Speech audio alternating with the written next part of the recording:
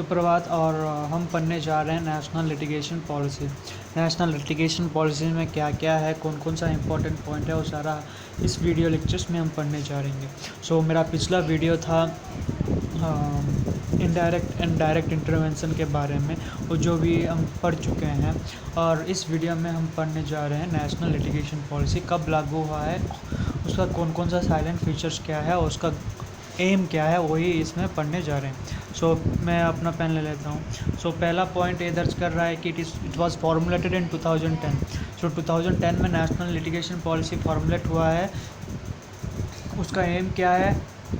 It aims to reduce dependency of cases and put check on government litigation amongst the pending cases. इसका मतलब है कि ये law and governance का योगदान है जो कि लिटिगेशन पॉलिसीज़ में आता है। अगर देखें तो फीचर्स क्या है, उसका फीचर्स में आता है। पहला नंबर पॉइंट है the policy is based on recognition of government and its various agencies are the present dominate litigation in court in tribal and. इसका मतलब ये है कि efficiency of responsibility of litigation जो कि ट्राइब्यूनल इन द कंट्री को formulate करता है। अगर देखें तो the policy also based on recognition that it is responsible for government and protects the right of citizen. इसका मतलब है कि जो कि राइट्स है, हमारा सिटीजन का राइट्स है, उनको कैसे प्रोटेक्ट करेंगे।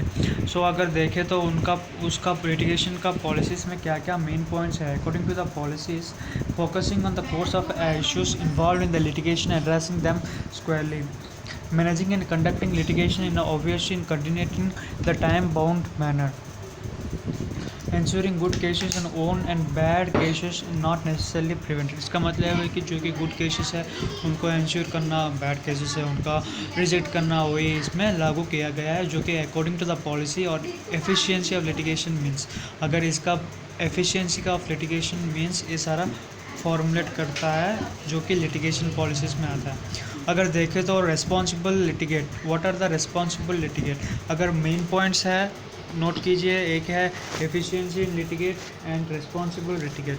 What is responsible litigate? That litigation will not be restored for the sake of litigation. The false pleas and technical point will not be taken and shall be discouraged। इसका मतलब है कि जो कि टेक्निकली प्रोविज़न कर रहा है, जो कि आधार आंसर्स उसको रिजेक्ट भी कर सकते हैं और डिस्करेज भी कर सकते हैं। अगर देखें तो ensure the correct facts and all relevant documents will be placed before the court. इसका मतलब है कि जो भी केस चल रहा है उनका डॉक्यूमेंट्स और रिलेवेंट डॉक्यूमेंट्स का होना चाहिए, वही रिस्पॉन्सिबल लिटिगेट में जाता है। अगर देखें तो second number point,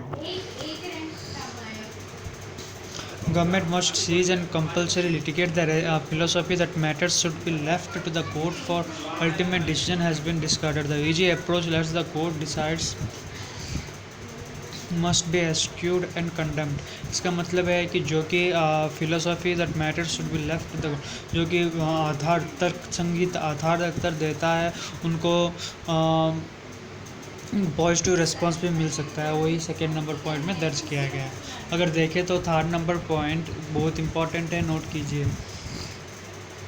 the policy lying this policy The purpose underlying this policy is also to reduce government litigation in court so that the valuable court time would be spent in resolve। अगर important है court time, national legal mission to reduce average pendency time। इसका मतलब है कि बहुत कम time में cases कैसे को सॉल्व कर सकते हैं और in reference to the positive cases been referred. अगर एक तर्क संगीत आधार तक देंगे तो उनका कैसे रिसॉल्व करेंगे कोर्ट को ही नेशनल लीगल मिशन की तरफ से टाइम डिपेंडेंसी होना चाहिए। अगर देखें तो फोर्थ नंबर पॉइंट में यह दर्ज कर रहा है कि given the tribunal is mean to remove the load for court changes to order to tribunal should be expenditure and not the matter of routine. इसका मतलब है कि ट्राइब्यूनल पॉलिसी जो भी है, जो कि गवर्नमेंट ऑफ इंडिया की तरफ से लागू किया गया है हर एक कोर्ट में, उनका क्या चैलेंजेस कैसे रहना चाहिए, ऑर्डर्स कैसे रहना चाहिए, वही इसमें दर्ज किया गया है।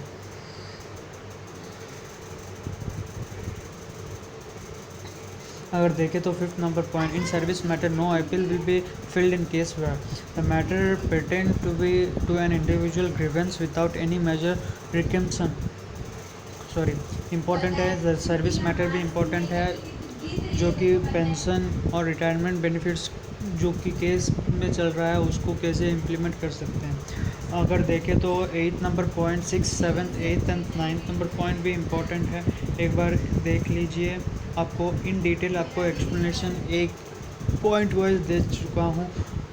ये वाला इम्पोर्टेंट है, चारों का चारों पॉइंट, जो कि सर्विस मैटर, जो कि गवर्नमेंट सर्विस जो भी है, गवर्नमेंट सर्वेंट जो भी है, उनके लिए अगर केस फिल हुआ तो उनके कौन कौन सा जजमेंट देना चाहिए, उनको कौन कौन सा ट्राइब्यूनल लिटिगेशन पॉलिसी होना चाहिए, वो ही इम्पोर्टेंट है, बहुत इम्पोर्टेंट है नेशनल ट्राइब्यूनल पॉलिसी।